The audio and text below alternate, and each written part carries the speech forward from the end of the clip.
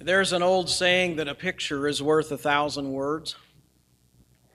Now, I'm not going to substitute 1,000 words, which is probably the length of this sermon, with a picture. Sorry to disappoint you. But I'd like to draw your attention to this picture.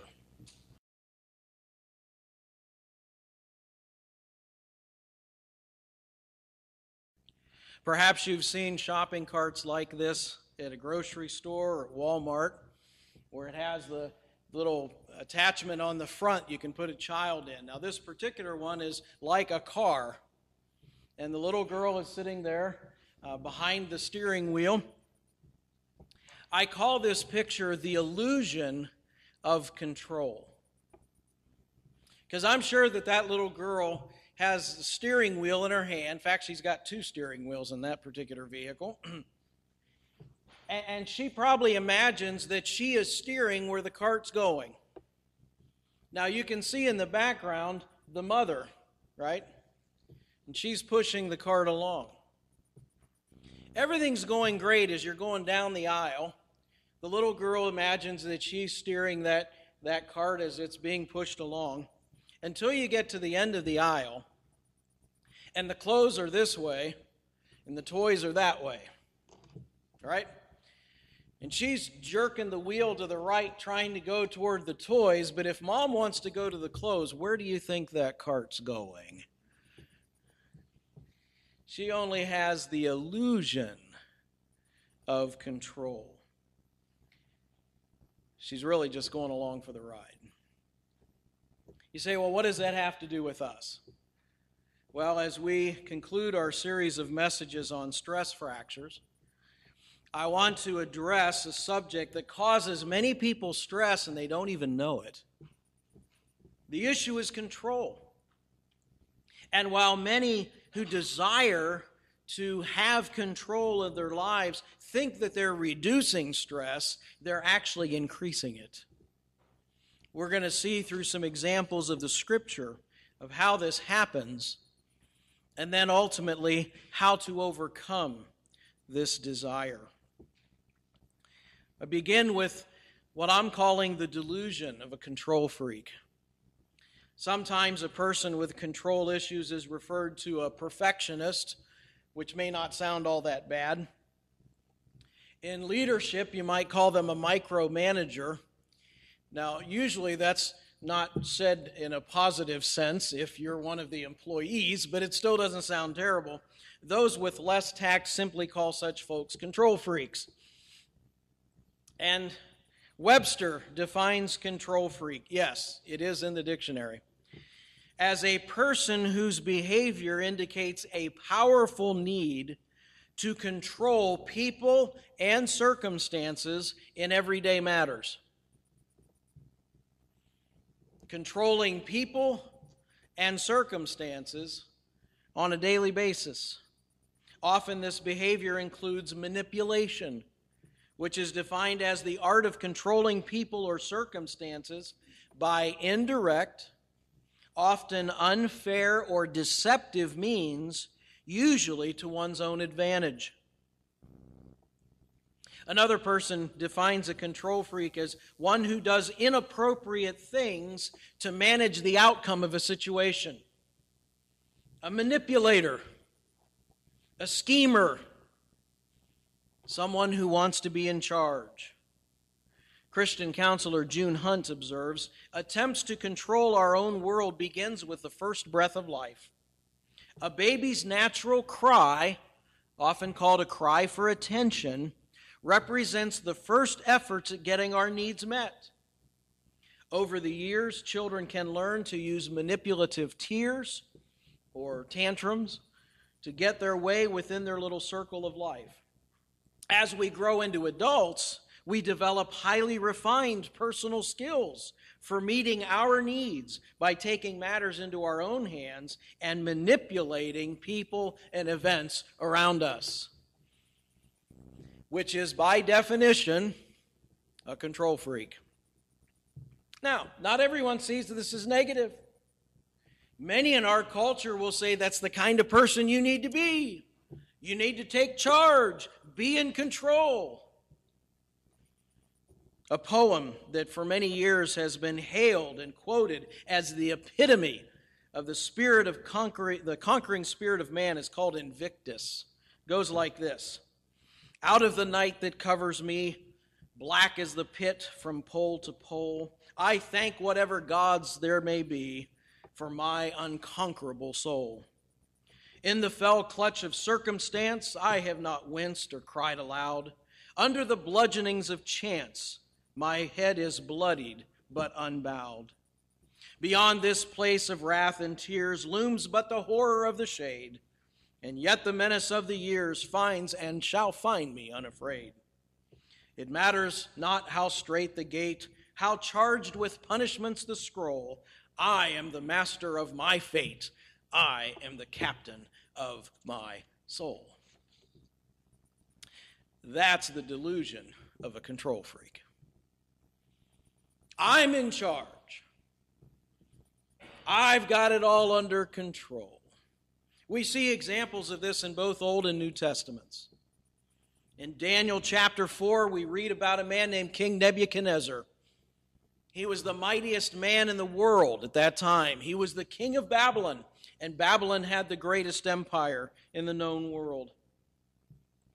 And we're told that one day as he's walking along the roof of his palace, looking out over the grand city of Babylon, he said, "Is this not the kingdom I have built? Is this not the land I control?" And the Bible says that while the words are still on his lips, a voice comes from heaven and says, "Not so fast." It's in the original Hebrew. God says, "I'll show you who's really in charge." For 7 times, which in those days meant 7 years, you are going to be driven away from people. You're going to lose your kingdom. You're going to be out in the field like a wild beast. You're going to eat grass like a cow. Your hair is going to grow like the feathers of a bird. Your fingernails are going to grow like claws. You're going to lose your mind until you acknowledge who's really in charge. And from that moment, King Nebuchadnezzar lost his mind. I'm sure today they'd say he had a nervous breakdown. He had a mental break. And for 7 years, he was out like a wild animal. Until finally, he came to his senses and he said, "The Lord is God. He is in charge. He is in control." And immediately he got his mind back and he was put back on the throne. But when he lived under that delusion that he was in control, God had to break him down until he acknowledged who's really in charge. Jesus told a parable in the New Testament, Luke 12, verses 16 through 20, about a certain rich man who had a bumper crop. Didn't know what to do with it all. So I'll tear down my barns and build bigger ones, stash it all away. I've got enough for plenty of years. This is the first retirement plan ever recorded. I can kick back and take it easy. I'm going to enjoy life. I've got it all under control. And God said to him, "Not so fast." Actually, what he said to him was, "You fool.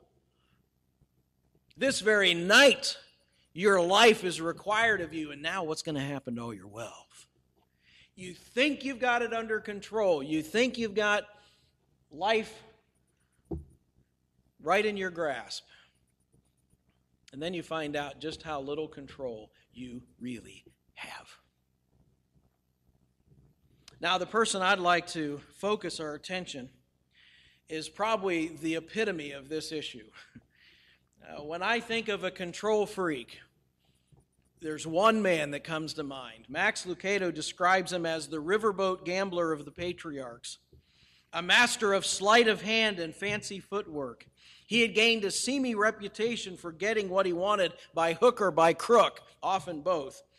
For him, the ends always justified the means. His cleverness was only outranked by his audacity.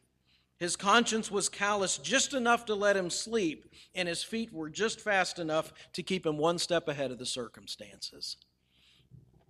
I'm talking about Jacob, whose story we find in the first book of the Bible, the book of Genesis.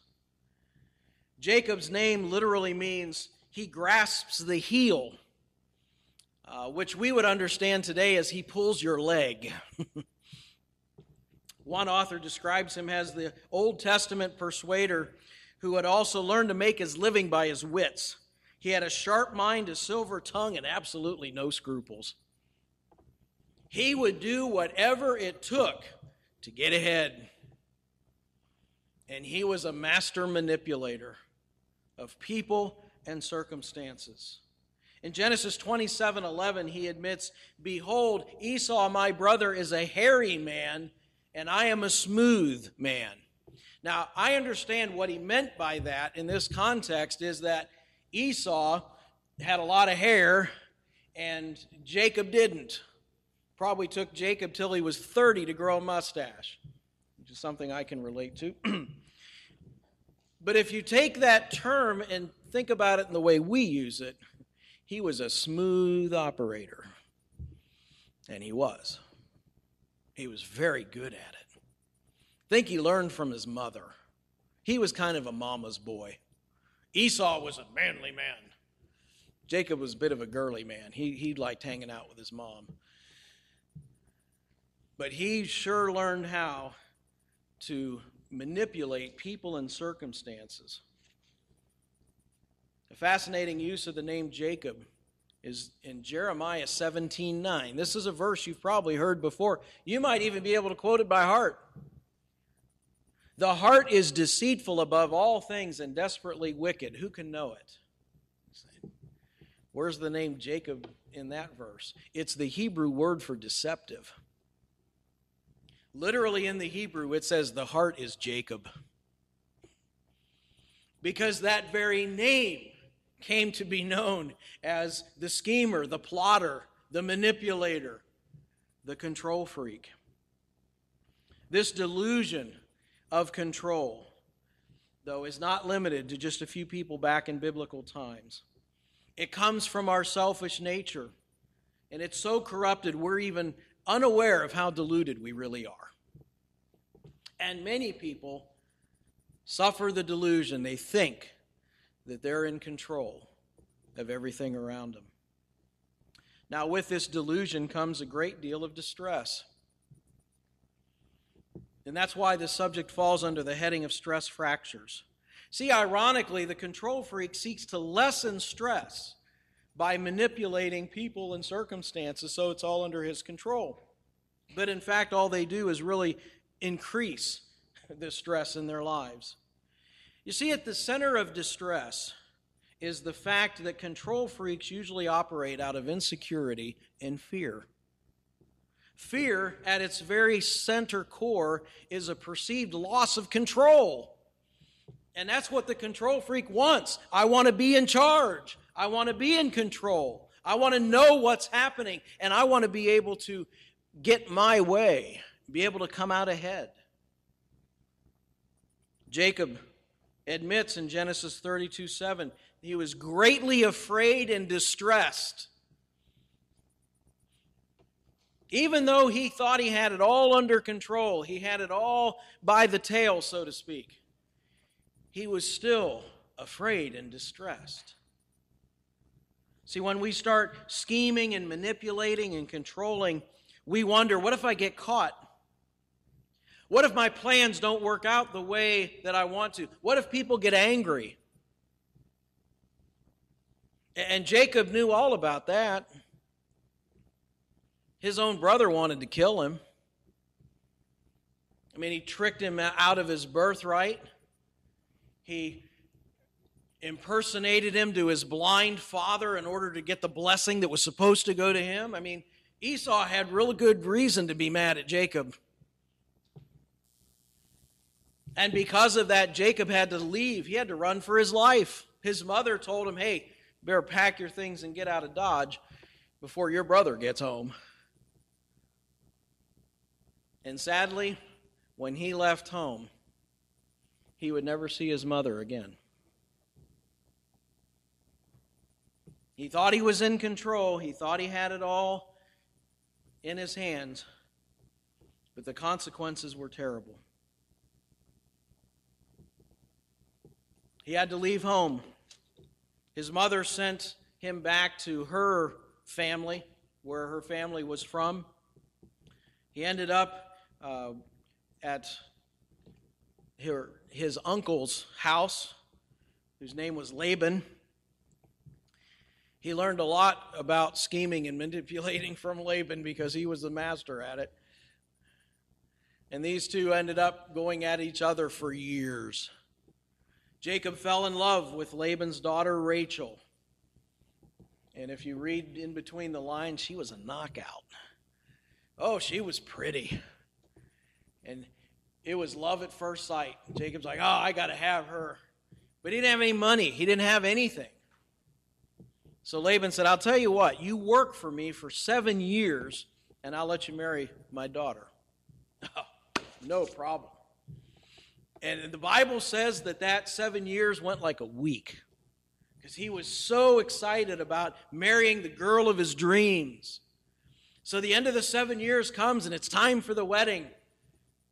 They did weddings a little bit differently than we do. The bride had a veil, but it was a veil you couldn't see through.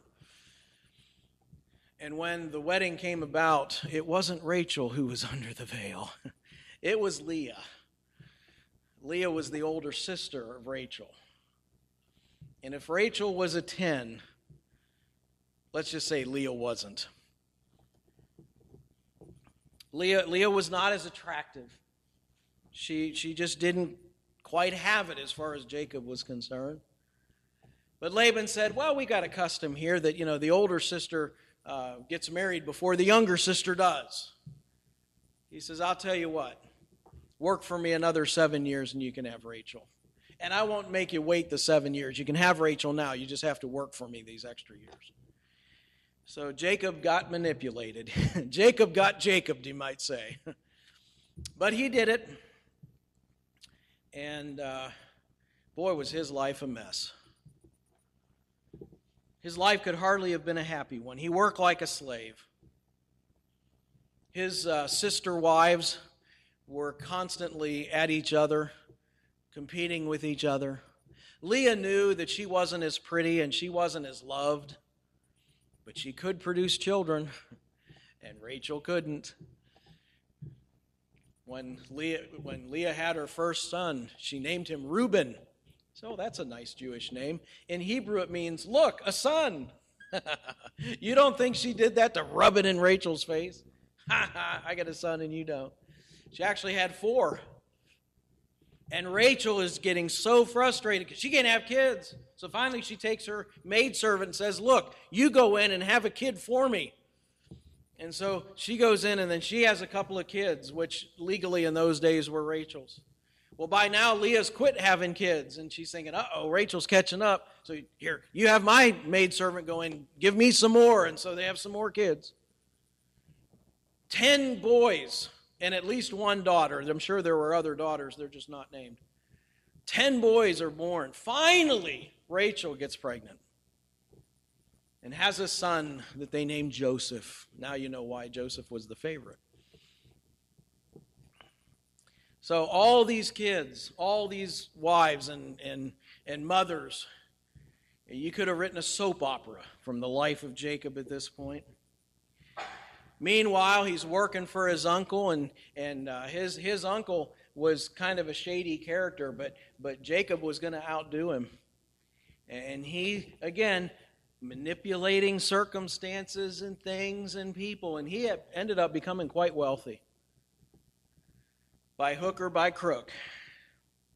Until finally Laban got tired of him and said, I think you need to move on. So he goes off. Thinking that he's firmly in control. But he really wasn't. He's miserable. Even despite all of his wealth and his possessions and his big family, it was not a big happy family. And here's the really sad part. Not only was his efforts at controlling futile, they were also foolish.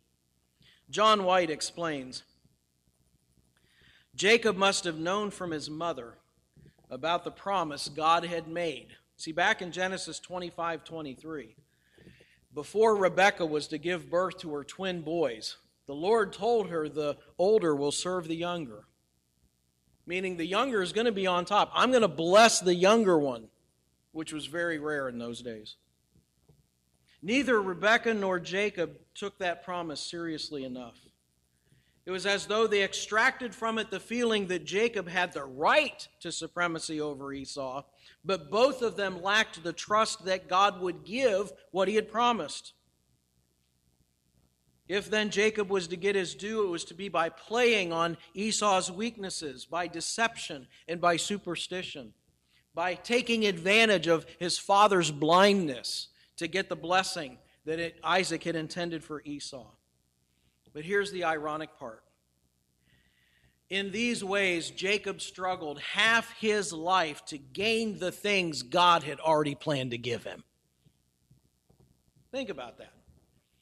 God had already planned for Jacob to have the blessings.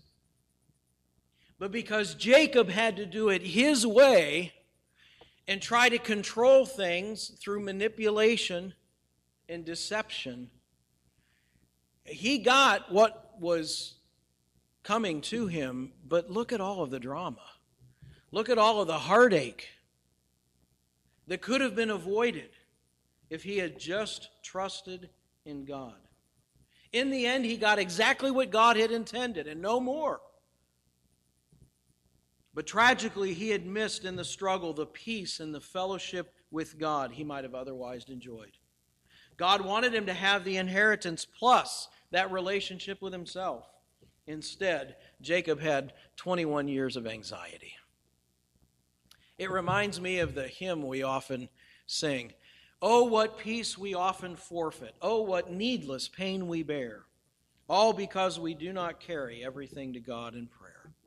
Simply by not trusting in God, we forfeit so much of the peace and the blessing that God intends for us to have because we think we've got to do it ourselves. How much better, how much easier, how much less stressful to let God be God and let Him be in control. Now, fortunately, Jacob's story has a happy ending. Here's where I'd like you to turn in your Bibles to the passage Bonnie read earlier. In Genesis chapter 32. Genesis chapter 32, we read of the deliverance of a control freak.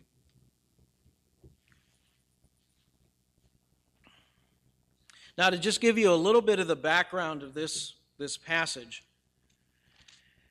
after all these years, Jacob is about to meet his brother Esau once again.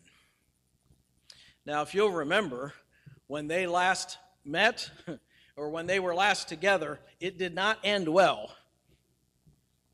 I'm sure Esau said something to the effect of, if I ever catch you, I'm going to kill you. And Jacob's been on the run for all these years. And now he's told Esau's coming. And I'm sure that shook him right to his boots. And that's where we pick it up in Genesis 32, beginning in verse 22. That night Jacob got up and took his 2 wives, his 2 maidservants, and his 11 sons. Benjamin hadn't been born yet. And crossed the ford of the Jabbok. After he had sent them across the stream, he sent over all of his possessions. See, he was afraid of what Esau would do to him. So again, he's hedging his bets. He's getting everybody in a safe place in case something happens to him. So Jacob was left all alone, and a man wrestled with him until daybreak. When the man saw that he could not overpower him, he touched the socket of Jacob's hip, so that his hip was wrenched as he wrestled with the man. Then the man said, "Let me go, for it is daybreak." But Jacob replied, "I will not let you go unless you bless me." Can you hear the control issues just dripping? I'm not letting you go until you bless me, till I get what I want. The man asked him, "What is your name?" "Jacob," he answered. Then the man said, "Your name will no longer be Jacob, but Israel, because you have struggled with God and with men and have overcome." Jacob said, "Please tell me your name." But he replied, "Why do you ask me my name?" Then he blessed him there. So Jacob called the place Peniel, saying, "It is because I saw God face to face, and yet my life was spared." The sun rose above him as he passed Peniel, and he was limping because of his hip. Therefore, to this day, the Israelites do not eat the tendon attached to the socket of the hip, because of the socket of Jacob's hip was touched near the tendon. In this account, we see the deliverance of Jacob, and it involves 3 steps. The first is confrontation. We often think of this episode as Jacob wrestling with this man, and I believe this man was probably an angel of the Lord. I don't believe it was God himself, but it was God's representative. But we often think that Jacob picked the fight. I don't think he did. When you read the passage, it says, "A man wrestled with Jacob," as though he took the initiative. God had to confront Jacob. Why did he confront Jacob here? In the words of A.W. Tozer, it was to save Jacob from the deceptive hope that God confronted him on that night on the bank of the river. To save him from self-trust, it was necessary for God to conquer him, to wrest control away from him, to take his great power and rule with a rod of love. Though God initiated the confrontation, don't think of it as God being vindictive or mean. Picture the wrestling of God as seeking to help Jacob understand something he could never understand before. Picture him as urging Jacob to see the truth that Jacob was unwilling to see. Picture him as they struggle, trying to convince Jacob that he's not meaning him harm, but that Jacob has to let go. Jacob, you need to stop trying to control things. Let me do it. And Jacob wrestled with that because he needed to be in control. He needed to be on top. He needed to get his way. In the words of Jeremiah 29:11, "I have plans for you, says the Lord, plans to prosper you, not to harm you, plans to give you a hope and a future." But Jacob couldn't see that. Jacob thought, only if I do it will I come out on top. Jacob is too afraid. Throughout his life, if he had learned one lesson, it was you can't trust anyone. If you want something done, you got to do it yourself. And if you want to get what you want, you've got to be in control. So Jacob wrestles through the night, terrified, unyielding. Now, as you read this, it would seem that this battle is coming to a draw. Incredibly, it says that the man could not overpower Jacob. You think, really? An angel of God cannot overpower a simple human being? This isn't a struggle of strength. It's not a matter of physical superiority. The struggle of Jacob and God here was a struggle for control. Jacob wanted to control God, and God wanted to control Jacob.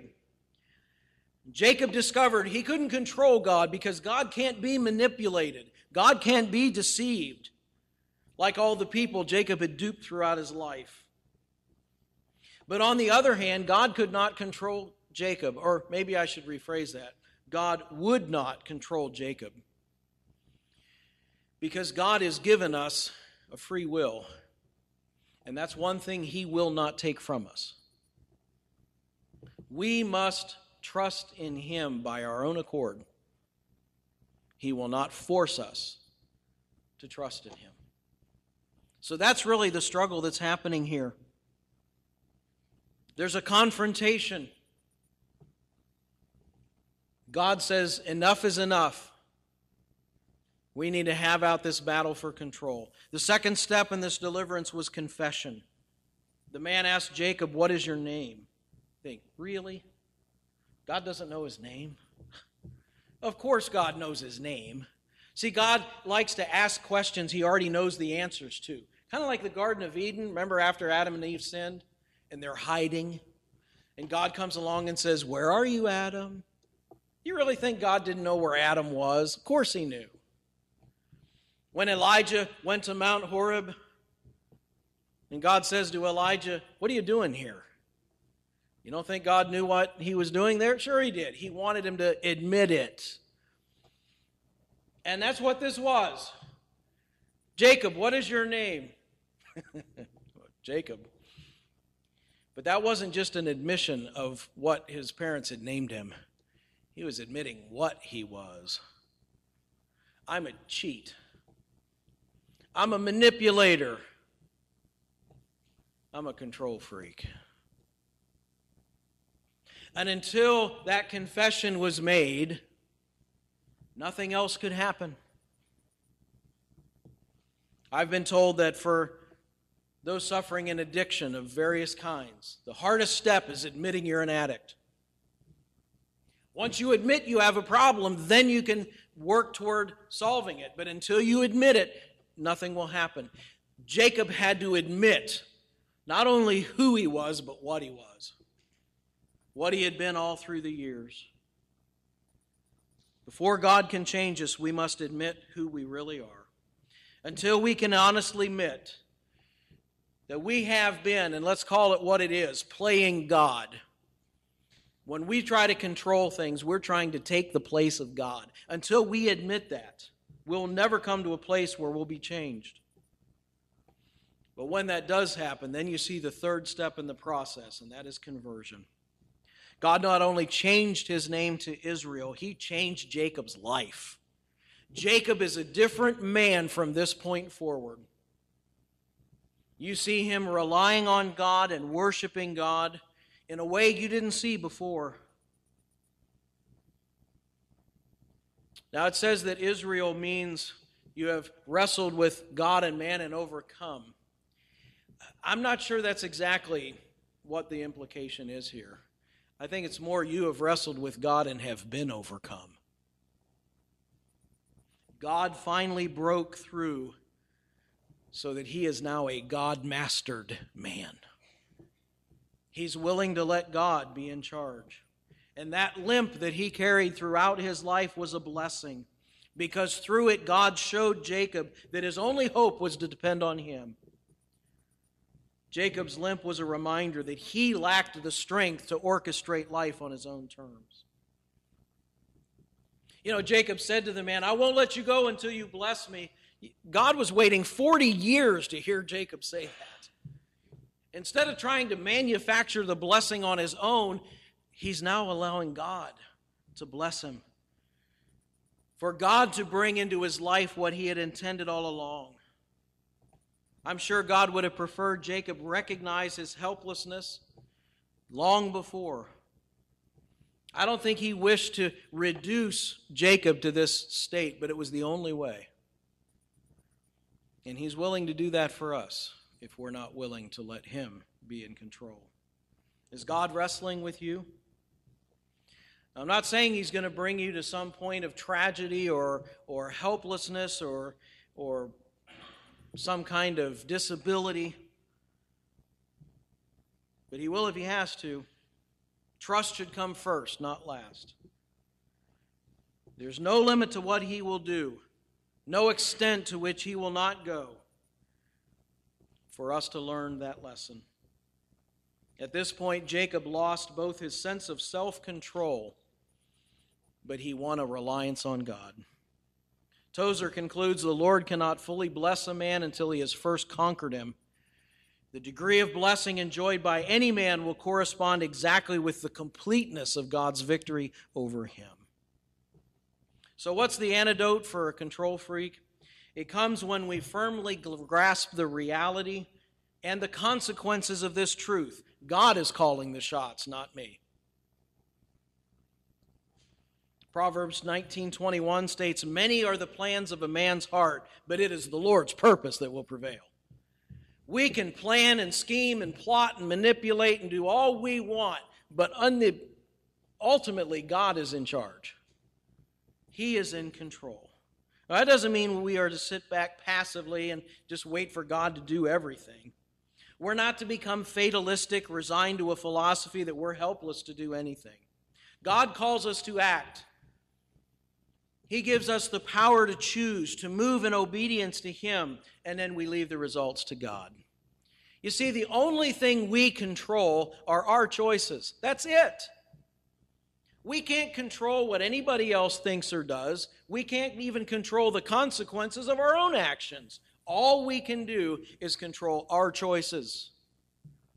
And that's the one thing God will never take away from us. We choose whether we rely on God and whether we don't. Knowing that I am not the one in control is actually a great relief. That's a stress reliever. Leave that in God's hands, because knowing the one who's in control is everything. That's what we sang earlier this morning. I don't know about tomorrow, but I know who holds tomorrow. And that's the basis of our faith. And that takes a lot of pressure off of us. We don't have to worry and we don't have to scheme. Just let God be God. Remember the poem I read at the beginning of this message called Invictus? A Christian poet wrote a response to it called My Captain. Out of the light that dazzles me, bright as the sun from pole to pole, I thank the God I know to be for Christ, the conqueror of my soul. Since his the sway of circumstance, I would not wince nor cry aloud. Under that rule which men call chance, my head is with joy is humbly bowed. Beyond this place of sin and tears, that life with him and his the aid, despite the menace of the years, keeps and shall keep me unafraid. I have no fear, though strait the gate. He cleared the punishment of the scroll. Christ is the master of my fate. Christ is the captain of my soul. That's what it means to live in reliance on Him. That's the only way to peace and joy and fulfillment in this life. Don't fall victim to the stress fracture of a control freak. Let God be God. And always remember who's really steering the cart.